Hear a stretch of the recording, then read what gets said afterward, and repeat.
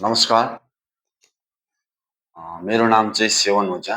म अर्जुन चावरी, नागरी T state, Darjeeling र सामाजिक सञ्जालमा सवन ओझा नामले पनि परिचित छु। र आज हजुरहरूलाई म एउटा कविता प्रस्तुत गर्न गइरहेको छु। मेरो कविताको तर्फ म जान चाहे। मेरो कविताको शीर्षक छ म काजी मानको छोरा, उनी पास्टर की छोरी। म काजी मानको छोरा, उनी पास्टर की छोरी। लौ त दर्शकबिन मेरो कवितालाई स्वीकार गरिदिनुहोस्। खै मन त चटक्क मिल्यो, प्राकृतिक जोडा जस्तै अनुहार पनि लगभग मिल्यो हामी दुईको। पारिवारिक निर्णय भने पटक्क मिलेन, पारिवारिक निर्णय भने पटक्क मिलेन, विचार मिलेन, धर्म मिलेन, खाने पिउने प्रणाली मिलेन। म काजी मानको छोरा, उनी पास्टर की छोरी। म मन्दिरको सिँढीबाट उसलाई हेर्ने गर्छु, म मन्दिरको सिँढीबाट उसलाई हेर्ने गर्छु, उनी चर्चको सिँढीबाट मलाई हेर्छु। म मन्दिरमा जुन कामना गर्छु, त्यही कामना उनी चर्चमा गर्छिन्। म मन्दिरमा जुन कामना गर्छु, त्यही कामना उनी चर्चमा गर्छिन्। साँच्चै यो एउटा प्राकृतिक आत्माको मिलन हो हामी दुईको विश्वास। साँच्चै यो एउटा प्राकृतिक आत्माको मिलन हो हामी दुईको विश्वास।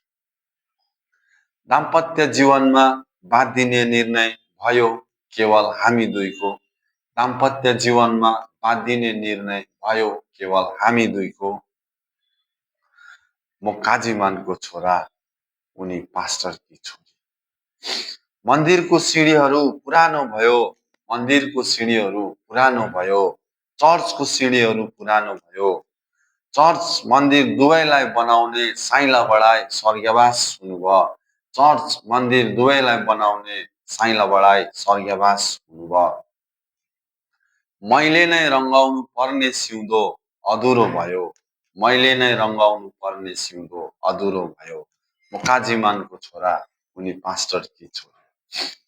रासन दोकान एउटै, पाठशाला एउटै, रासिन दोकान एउटै, पाठशाला एउटै, गाउँ एउटै, समाज एउटै, निस्वार्थ भावनाले समाजमा सेवा गर्ने विचार एउटै, निस्वार्थ भावनाले समाजमा सेवा गर्ने विचार एउटै, प्रयोग गर्ने सरसामान एउटै, चर्च बनाउने अनि मन्दिर बनाउने साइँला बढाई एउटै, म अनि उनी चर्च जाने बाटो एउटै, म अनि उनी चर्च मन्दिर जाने बाटो एउटै, मेरो घर छेउको ठुल्धाराको पिउने पानी एउटै, मेरो घर छेउको ठुल्धाराको पिउने पानी एउटै, सबै एउटै एउटै, तर हामी एउटै हुन सकेनौँ, तर हामी एउटै हुन सकेनौँ।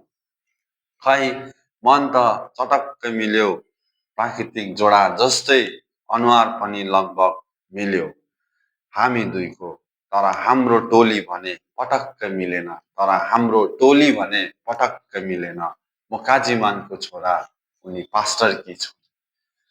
भन्दै मेरो कविता यहीँ खतम हुन्छ। हजुरहरूलाई धेरै धेरै धन्यवाद।